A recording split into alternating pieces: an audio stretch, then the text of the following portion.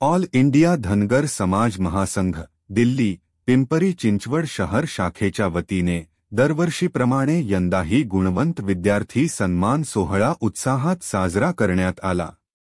यंदाचा हा 9वा सन्मान सोहळा असून धनगर समाजातील एकूण 173 विद्यार्थ्यांचा गौरव करण्यात आला।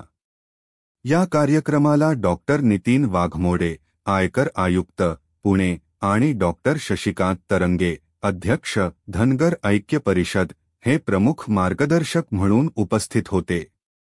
कार्यक्रमाचे अध्यक्षस्थान प्रवीण काकडे, महाराष्ट्र प्रदेशाध्यक्ष, ऑल इंडिया धनगर समाज महासंघ यांनी भूषवले। कार्यक्रमाला आमदार शंकरभाऊ जगताप आणि विधान परिषद आमदार अमित गोरखे यांचीही विशेष उपस्थिती लाभली। सन्मान सोहळ्याला विद्यार्थ्यांसह त्यांच्या पालकांचा आणि समाजबांधवांचा मोठा प्रतिसाद लाभला। विद्यार्थ्यांना सन्मानचिन्ह, प्रमाणपत्र आणि प्रेरणादायी संदेश देऊन त्यांच्या शैक्षणिक यशाचा गौरव करण्यात आला। या उपक्रमामुळे समाजातील नव्या पिढीला शैक्षणिक प्रगतीसाठी प्रोत्साहन मिळत असून धनगर समाजाचे भविष्य उज्ज्वल बनवण्याच्या दिशेने हे पाऊल ठरत असल्याचे प्रतिपादन कार्यक्रमात करण्यात आले। विद्यार्थ्यांना मी सांगतो की जे आई-वडील तुमच्यासाठी काबाड कष्ट करतात, रात्रंदिवस मेहनत करून माझा मुलगा माझी मुलगी या राज्यामध्ये या देशामध्ये नावलौकिक मिळवला पाहिजे, माझ्या घराचं नावलौकिक केलं पाहिजे, यासाठी दिवस रात्र मेहनत करतात। परंतु ज्या वेळेस तुम्ही चुकीचा निर्णय घेता, विशेषतः मी या विद्यार्थी आणि विद्यार्थिनींना विशेष करून सांगतो की आपण ज्या दिशेने जायला पाहिजे त्या दिशेला जाणं अपेक्षित आहे। मुलींनी सुद्धा आता कुठेतरी चांगले पर्याय शोधले पाहिजेत। उगाच कुठेतरी कुठल्या तरी मूर्ख मुलांच्या नादी न लागता आई वडिलांची मान तिथं कशी खाली जाणार नाही हा विचार मुलींनी सुद्धा करणं गरजेचं आहे। छोट्या छोट्या मुली सुद्धा नको त्या गोष्टीचं भांडवल करून नको त्या मुलांकडे आकर्षित होऊन आपल्या कुटुंबाचं नाव घालवण्याचा प्रयत्न करतात। हे या माझ्या भगिनींनी, विद्यार्थ्यांनी, मुलींनी खऱ्या अर्थानं लक्षात घेतलं पाहिजे। तुमचं जर ध्येय मोठं असेल, या महाराष्ट्रामध्ये या भारतामध्ये जर मुलगी चांगली शिकली तर 2 कुटुंबाचा उद्धार करते आणि मुलगी जर सक्षम असेल तर भारतभर नाव करते, जगभर नाव करते। त्या लोकमाता अहिल्यादेवींचा आदर्श माझ्या या भगिनींनी घेतला पाहिजे, तर खऱ्या अर्थानं आजच्या या सत्कार समारंभाचं सकारात्मक असं विचार आपण घेतलेल्याचं हे होईल। आज अनेक क्षेत्र असे आहेत, एकदा सांगतो की 10वी ही स्टेपिंग स्टोन आहे, पहिली पायरी आहे। ह्याच्यानंतर खरं आयुष्य सुरू होतं। तुम्ही तुमच्या पोथीप्रमाणे आपल्या आई वडिलांच्या आणि शिक्षकांच्या मार्गदर्शनाप्रमाणे तुम्हाला जे करायचं आहे ते आत्ताच ठरवू शकता। व्यवस्थित ठरवा, व्यवस्थित अभ्यास करा आणि एकदा का तुम्ही ठरवलं आणि व्यवस्थित अभ्यास केला तर तुम्ही काही अचीव करू शकता। मग तुम्ही चांगला डॉक्टर व्हाल, इंजिनियर व्हाल, IAS अधिकारी व्हाल, एक चांगला आम्ही पिंपरी चिंचवड हे व्यवसायासाठी उपयुक्त असं ठिकाण आहे, त्यामुळे चांगला व्यवसाय करू शकता। आणि त्यासाठी मला वाटतंय ऑल इंडिया धनगर समाज महासंघ आपल्याला नेहमीच मदत करत राहील। यशस्वी विद्यार्थ्यांना एकच माझं सांगणं आहे की तुम्ही कुठल्याही पद्धतीने आत्तापर्यंत जे अभ्यास केला, तुम्ही स्वप्न पाहिले, ते स्वप्न जर सत्यात उतरवायचे असेल तर या पुढील काळात आपण सचोटी आणि परिश्रम हे याच्या दुप्पट करावं लागणार आहे। आणि आजपर्यंत जसं आपण निस्वार्थी निर्व्यसनी राहिलात त्याच पद्धतीने पुढील आयुष्य तुम्ही हे पार केलं पाहिजे।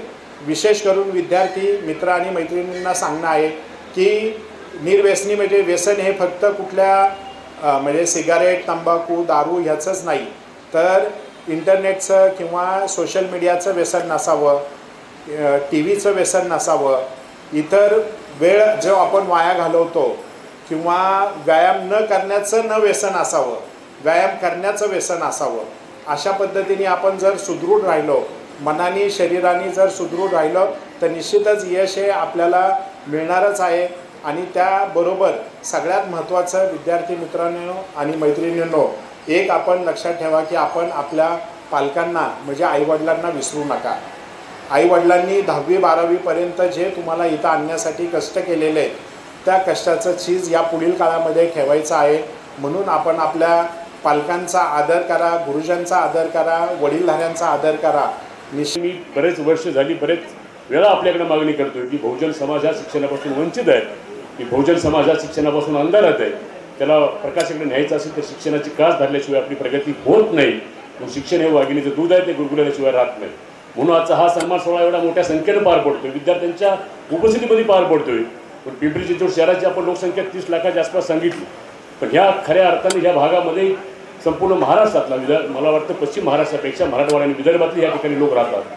काहीतरी कामाच्या निमित्तानं पोटाची खळगी भरण्यासाठी या ठिकाणी लोक येत असतात. अशा विद्यार्थ्यांच्यासाठी MPC UPSC सेंटर असणं खूप काळाची गरज आहे आणि विद्यार्थ्यांच्यासाठी वसतिगृहसुद्धा असणं खूप काळाची गरज आहे.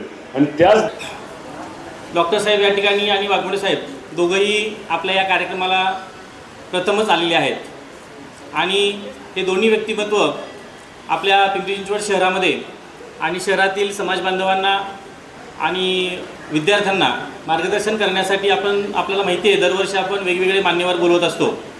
गेली 8 वर्ष डॉक्टर साहेब हे 9वं वर्ष आपलं या कार्यक्रमाचं आहे.